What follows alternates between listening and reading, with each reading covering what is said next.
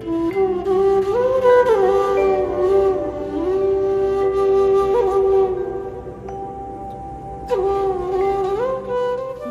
জ্বালা বাইরে জ্বালা, কোনখানেতে জামুরে, কোথায় আমি গেলে রে ভাই, এই জ্বালা মাপ পামুরে।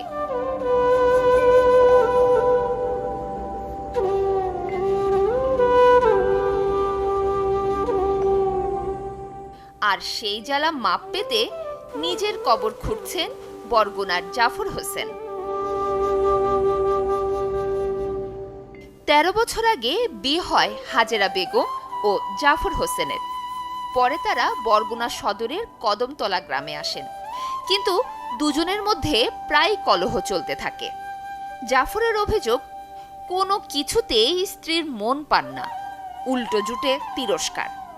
শেষ ঝগড়ার পর তো হাজেরা আলাদা থাকতে শুরু করে। এবছর ২২ জুন থেকে স্বামীর সাথে রাগ করে নিজের চায়ের দোকানে বসবাস করতে শুরু করেন হাজেরা।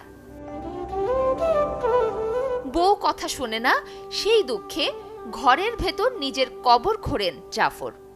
বিয়ে করে আনলাম ঢাকা বইয়া, বউ কথা শোনে না, বউর অত্যাচারে আমি আজ কবর খুঁজি। এই আর বউর জ্বালা তো সহ্য করা যায় না, বারবার ডেলি ডেলি জ্বালাইবে, বছরে বছর জ্বালাই আছি আমি। কবর খুঁজে জান আমার বাচ্চা থেকে লাভ কি? আমি তো কোনো টেকতে পারতেছি না, আমার তো জ্বালার উপরে রাখতেছে, আমার এই ধর্মে মারবে। এই জন্য আমার কবর আমি খুঁজে দিতেছি যে আমার কবর আমি বানাইছি, যে যদি মারিটি ঝাড়াইতে এড়িয়ে আমার খুঁজবেন, আমার তো আর জায়গা নাই, আমার জায়গায় এলিয়ে দিই। এই অবস্থায় আমি কবর খুঁজি, যে বিচার আচার পাইতেছি না, কেউ তো মানতে আছে না। আর এগুলা বিচারে মানলে দিকে আমি আমার কবর আমি খুঁজেছি, আমার প্রত্যেকবার মারিয়ে দিয়ে হালায়, আমার কবর এই জায়গায় হইব। স্বামীর এমন অদ্ভুত কাণ্ডে হতবাক হাজেরা।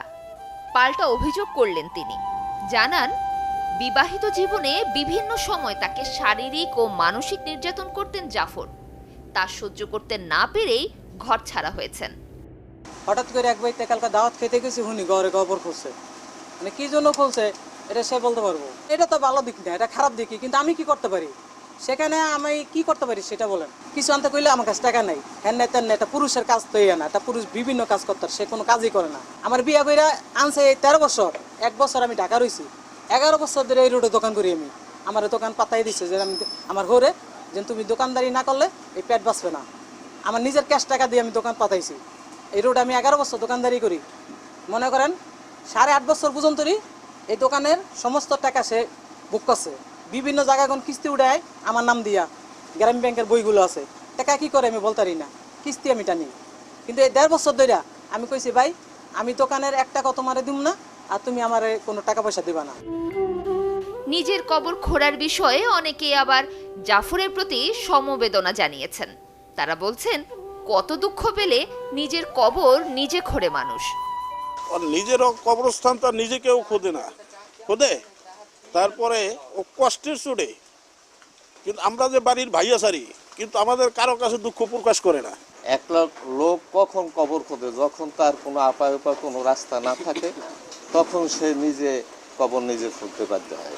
যা বুঝি বোর যতনে এই কবর খুঁজছে, এবং ওই যে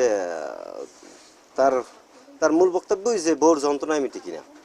এই কিছুদিন আগে তাদের দুইজনের ভিতরে বাজছে মাছ ধরা নিয়ে, পরে এই 1 মাস যাবত সে ঘরেই আসে না, এবং জাফর বোর দোকানে আনতে গেছে, সে আসবে না, বলছে যে তোর সাথে আমি থাকবো না, তোর আমি বাড়িতে যাবো কেন, এই কথা বললেই সে বেড়ায়। হ্যাঁ, সে আর মানে আমাকে এই লেখার মান্যগুণ সবার দিক কইছে, কিন্তু হারা পারে না বউ ভিড়িতে। এর লেগে আনকাতে কেউ তো সালিশি ব্যবস্থা কিছু নাই, এতে আমি নিজেই মরিয়ে যাই। সচেতন মহল বলছে, দাম্পত্য কলহে অতি হতাশায় এমন কাণ্ড করেছেন জাফর। তবে সুন্দর দাম্পত্য বজায় রাখতে স্বামী ও স্ত্রীর কাউন্সিলের দরকার। এই বিষয়টা স্বামী স্ত্রীর মধ্যে যেহেতু কলহের বিষয়, সেই জায়গাটা আমার মনে হয় উভয়কে একটু কাউন্সিলিং করা দরকার। এখানে নারী অধিকার সংরক্ষণ কমিটি আছে, জাগরণী আছে, মানবাধিকার সংস্থাগুলো রয়েছে, তারা এই নিয়ে কাজ করছে। তাদেরকে এই সংবাদ দেখে তাদেরকে ওই বাড়িতে এগিয়ে যাওয়া প্রয়োজন, এবং তাদেরকে উভয়কে ডেকে একটি কাউন্সিলিং করলে মনে হয় এই সমস্যার সমাধান হতে পারে।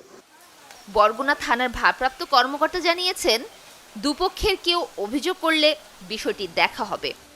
আলাপাতাকাটা বাজারে যে ঘটনা, ওই ঘটনার উপরে অদ্যাবধি কেউ এখনো লিখিত বা মৌখিক অভিযোগ করেনি। এবার অভিযোগ পেলে আমরা আইনগত ব্যবস্থা গ্রহণ করব। তবে তাদের পরামর্শ, আলোচনা করে নিজেদের মধ্যে সমঝোতার। Desk report, channel 24।